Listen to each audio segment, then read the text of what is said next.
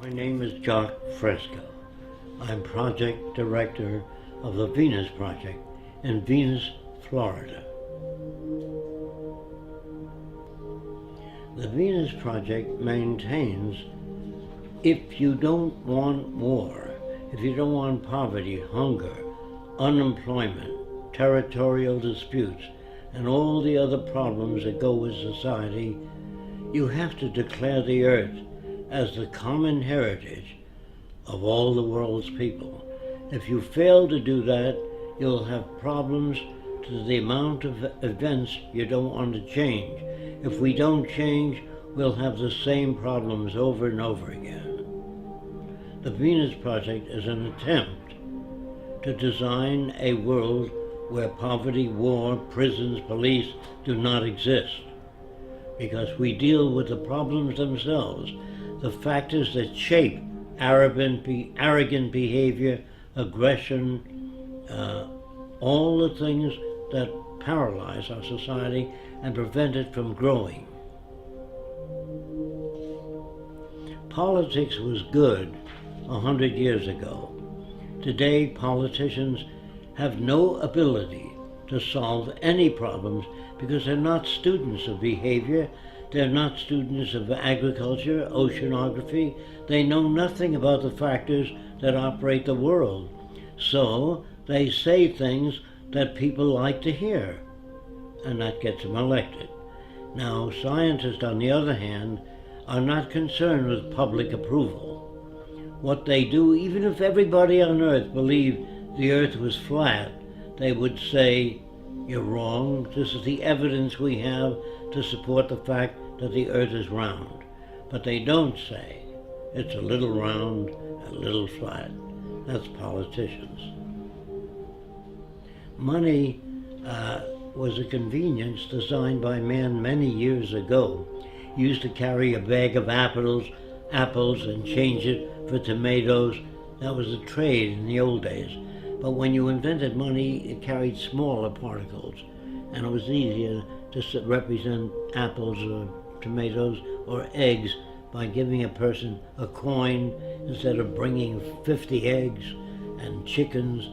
Money represented a value agreed upon to diminish the lugging around of heavy objects. Later, it became the most corrupting medium in the world.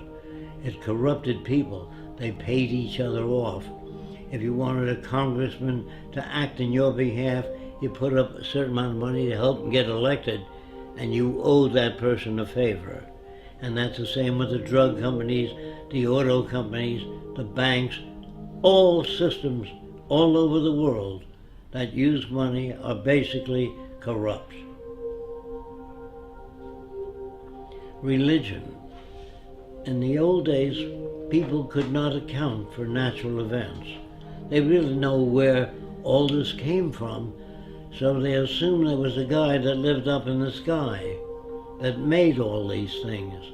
He made the earth. I think he took 6 days. On the 7th day, he rested. If it took 6 days, it means it was turning while he was making it, because you couldn't have a day. And that must be pretty rough to handle things while it's turning. And then he made a man and a woman and put them in a beautiful garden.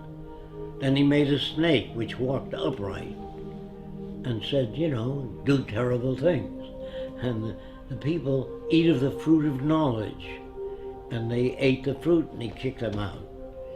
First he made the snake to tempt them. I don't understand this all-loving, all-benevolent being that loves everybody. And then he creates the plague and other diseases when he gets angry.